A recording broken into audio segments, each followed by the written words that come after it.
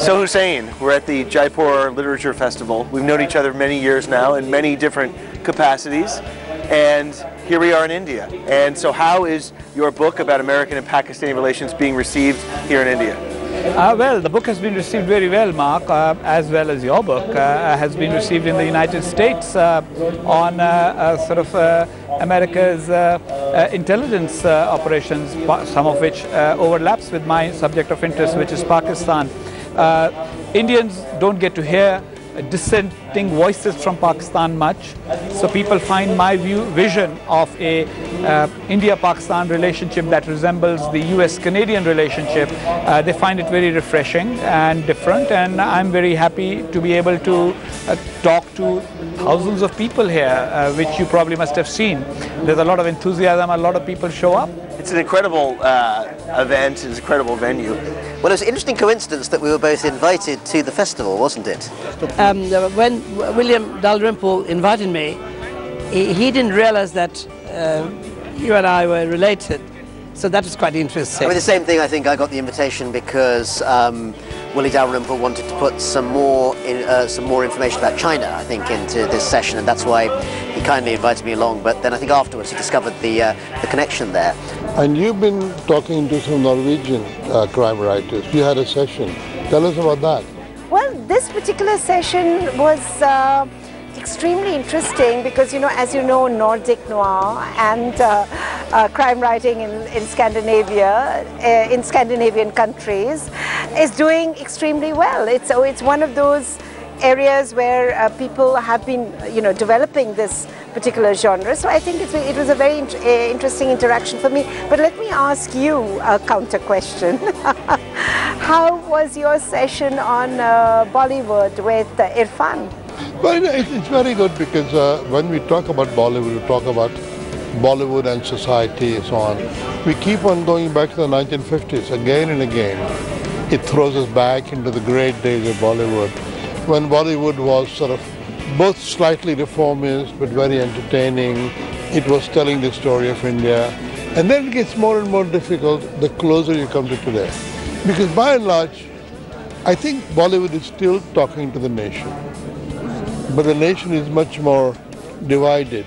So therefore the story is no longer a single story. There are alternative narratives. Lots of stories, yeah. And I think Irfan was very good because Irfan was saying how we ought to make more low-budget films, whether they succeed or not, and tell more stories. Right now, there are very few stories being told. And so I think that's an interesting perspective. Oh God, first of all, I'm fawning all over you because, after I read Cobalt Blue, the first thing that struck me is why hasn't a novel like this been written before? Because it's so simple and yet so profound. Maybe because it's so simple, because you've got the perspective of the guy, and you've got the sibling, the female perspective, and ultimately what you said in the lecture, that ultimately we're discussing people, and both of them have a sense of loss. They're both coping with loss, and in their own way, and yet there is no communication. Correct, which is very common, I guess, which would happen even in a family. Yeah, it would rather happen in a family. Absolutely, and I think that's what makes it so profound, that you manage to capture the silences. Those seem to be so articulate in that. I think that's... No, it means a lot to me. I read your tweet. Ah, you did? Okay, yeah. No, it means a lot to me that it's coming from you. Professor, you travel all over the world delivering lectures on philosophy across the continents. Does it ever, there are thousands of people who come to listen to you, some 14 or 24,000 in Korea, 5,000 here in Jaipur. Does it ever amaze you the kind of reception you receive? Yes, it does. I'm actually astonished by the response to the lectures and to the Justice book, to What Money Can't Buy. And I think what accounts for it is there is an enormous hunger in societies around the world to think together, to reason together in public about big questions that matter. That's the only way I can explain it. But yes, I'm astonished at when thousands of people come to hear a philosophy lecture. This is my 4th visit to India, and each time the first thing that strikes me is the enormous energy and passion for ideas, for debates about ideas, to engage with the ethical questions that I put to audiences, debates about justice, about equality and inequality, especially among young people. And I find this inspiring. I think there's tremendous hope for democracy when people think of democracy not just as voting, but as reasoning together in public, arguing together, but listening to one another, which is what we try to achieve in these kind of public lectures and public forums. And that, more than anything, is what I find so inspiring about this place, the energy and the engagement with these big questions.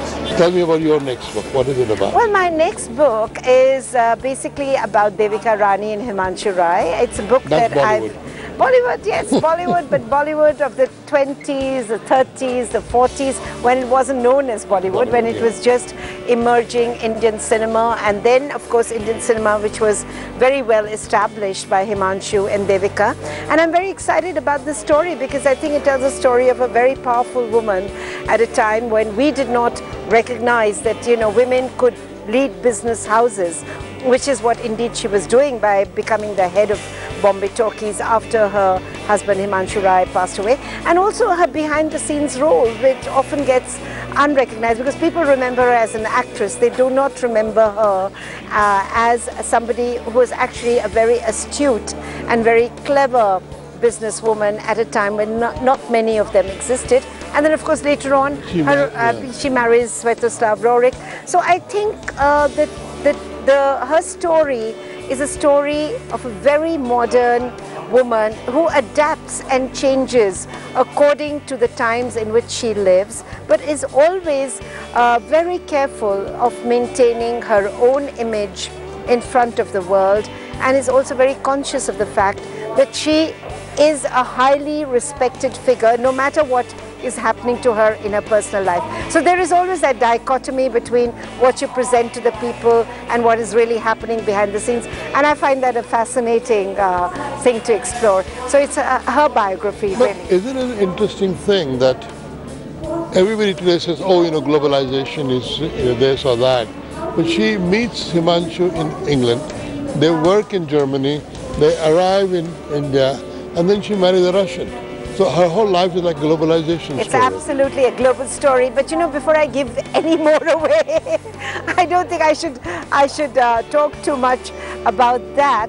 Your book gives has a lot of texture in terms of giving a feel for how the intelligence cooperation works on a day-to-day basis between the ISI and the CIA. It gives a lot of anecdotal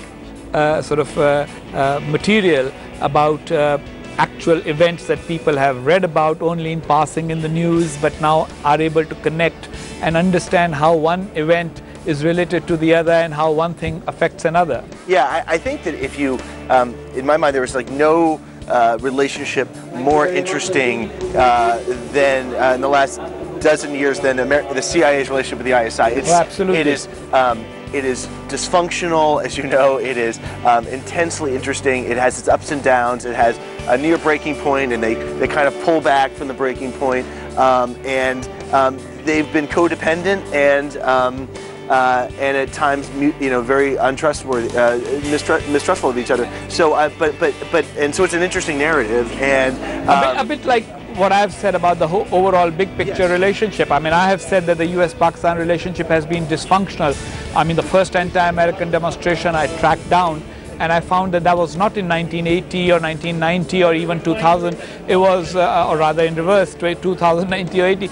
It was actually in 1948. Right. And so the people of Pakistan always had reservations about the United States or the relationship with the United States, but still our leaders wanted a relationship with the United States because they needed arms, primarily to fight India. Right. And the Americans were not interested in Pakistan fighting India. So it was essentially a relationship based on shall we say, both sides refusing to accept what each side respectively wanted. One of the most interesting things happening at the festival is that there are sessions on the endangered languages of India. There's a session, I think, on Great Andamanese, which, if I remember rightly, has only sort of a few tens of speakers left. and the idea that maybe there might be literatures of this sort which disappear simply through extinction of language is a very worrying one. This is very worrying, and I met some of the people who are taking part in this very important. Andaman Islanders? He was actually expert in Pahari languages, Himalayan, but you're right, there are a lot of these people. But a few months ago you did this interview where some languages are going to be much more global, others less so. I can't recall exactly. And it's an interesting issue. So what happens? Are we going to lose a lot of the chunks and chunks of languages which were very rich, but they simply wouldn't be able to compete in the world, or a global world where some languages will become very important? Another question, and I've wanted to ask you this ever since I've started reading your books. Did you always want to be a political philosopher? Was there ever a moment when you thought that, okay, I could be this and I could be something else as well? Yes. In fact, when I finished college, I didn't know what I wanted to be when I grew up. I was deeply interested in politics as I was growing up. And I thought maybe I would be a political journalist. I was fascinated by journalism. And I worked at it for a time as a college student. I thought maybe I would go into politics and seek office, become a politician. That also appealed. You could still do that. You could very easily be a governor or a senator. You think there's still hope? Totally. I would vote for you if I was there. Thank you. But then in the end I did some graduate studies and I became hooked by philosophy. But I always, even after I wound up teaching political philosophy and writing about it, I always wanted to show that philosophy is connected to the world, that it's not a purely abstract, purely academic subject for scholars and professors. Philosophy actually informs the lives that we live, in our civic life and in our personal lives. And so I've tried to keep that dimension of what drew me to political philosophy alive in the kind of work I do. I just get the sense that there's just so much fatigue in Washington right now with the whole situation that there's this sense, I get the sense that they want, Washington wants to check out of this whole situation, and they want to stop managing this, and just, they're sick of lecturing Pakistan, Pakistan's sick of being lectured to, and so, yeah, they might be upset if the Pakistanis support the Taliban down the road, but I just don't, I don't get the sense that this is intensely part of, high on the agenda of Washington right now. I know that it's not high on the agenda in Washington, but nor is giving aid to Pakistan high on the agenda, and that will be a disappointment from Pakistan's point of view. Pakistan has become so dependent on American assistance that not having that assistance will be problematic for Pakistan. Look, the Americans walked away from Pakistan once before, in 1989, 89-90, after the war in Afghanistan was over, the war against the Soviets. Basically it was Pakistan that felt that it had been betrayed and had been left in the lurch, partly because Pakistan needed that aid and assistance so much that had been cut off. So I will see the Pakistanis, it's one of those funny situations. The Pakistanis don't like it when Americans tell them what to do, but they don't like it when the Americans say, okay, we don't want to tell you anything and we don't want to have anything to do with you. They say, no, we don't want you to tell us what to do, but we still want you to be on our side. And that is where I think a little bit of tension will come about. So what are you going to write next? Well, I am working already on a book on sort of reimagining Pakistan. As you know, I've always maintained that Pakistan needs change from inside. We need to pay attention on our education. We need to pay attention on becoming a trading nation rather than a warrior nation. We need to go beyond just thinking about military containment of India and influence in Afghanistan. We need to be what I call a normal nation. So how is that normal nation going to look like? And the premise is that Benedict Anderson wrote, imagined communities, that nations are imagined communities. So I say, okay, Pakistan as it was imagined by its leaders has turned out to be the way it is, with jihadism and extremism and sort of political dysfunction and economic dysfunction. How can we make Pakistan different? What would be a true reform agenda for Pakistan? And so that's what the book is going to be about. It's going to be called Reimagining Pakistan. What about you? I'm back at my day job as a reporter for the New York Times. For the New York Times. And a Pulitzer Prize-winning reporter at that, so a very good one. Well, thank you. I don't have an idea for another book yet. It's very painful writing your first book, so I don't know if I want to go through it again anytime soon. But in the end, I enjoyed it, and I'll do another one at some point. Well, let's both look forward to reading each other's next books. That's right. Thank you. Take care. It's a pleasure. I think, also correct me if I'm wrong, is that we live in a more visual world. Images are so important. And we also live in the world of the unspoken more than the spoken. And I think that's why novel writing, I mean, something like Cobalt Blue is very much a product of today. I don't think a novel like that would have come out, say, even 10 years ago, do you think? I don't think so. Yeah, I was quite skeptical when it came out in Marathi a decade ago. It was written in 2002, published in 2005. Okay. Yeah, and then a long period went after Jerry found it. Shanta Gokhale asked him to read it after he learned the language. He learned Marathi. So it's been a really... it was ahead of its time, then I would say that. Is it right to say that? I mean, it was published, right? It was published, but then what are you saying that it sort of in Marathi, was it as well received as it is in English? Was it? It was received, yeah. Okay, it was received. Also, there was a time when, you know, it makes a difference Tendulkar was there.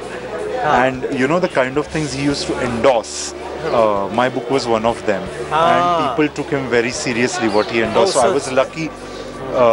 You need help with such things. Yes. You need you need passive mentoring for such things which are completely going in another direction. Absolutely. Would be difficult to digest. So I really miss him.